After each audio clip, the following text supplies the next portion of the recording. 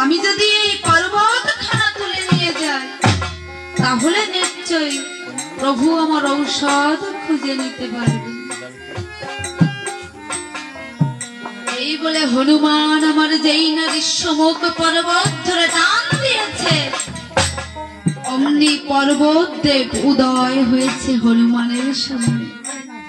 বলছে, হনুমান, আমি আসলে তোমার ভক্তির পরীক্ষা করছিলাম। আমি তোমাকে পরীক্ষা করছিলাম তুমি প্রভুকে কতটা ভক্তি করো। তোমার ভক্তিতে আমি মুগ্ধ হয়েছি। এই বলে পর্বতে চারি জাতির ঔষধ ওই হনুমানের হাতে তুলে দিল। হনুমান ঔষধ নিয়ে যাত্রা করেছে প্রভুর কাছে। যেই না ঔষধ নিয়ে প্রভুর কাছে দিয়েছে, প্রভু ওই ঔষধ সমস্ত সৈন্যগণের উপরে ছিটিয়ে দিয়েছে। সবাই জয় রাম শ্রীরাম বলে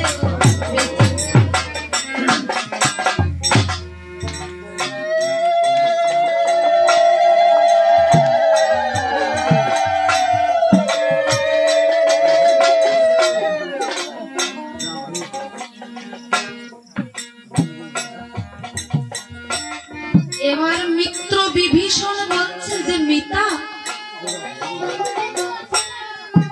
আমাদের সংকট কিন্তু এখনো কাটেনি। কারণ কি জানো মিতা?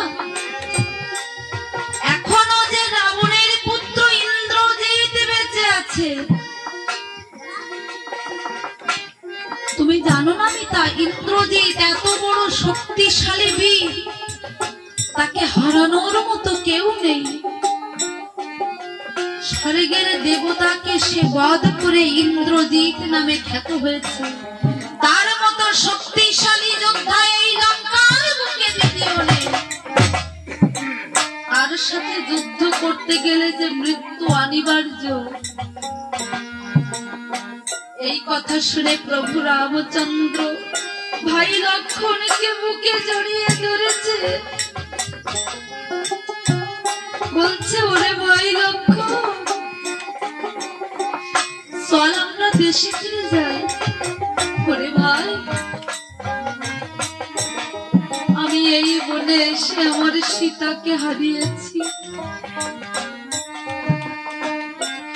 এই বনে এসে আমি আমার সীতাকে হারিয়েছি, আর আমি তোকে হারাতে চাই না রে ভাই। চল ভাই, আমরা দেশে ফিরে যাই।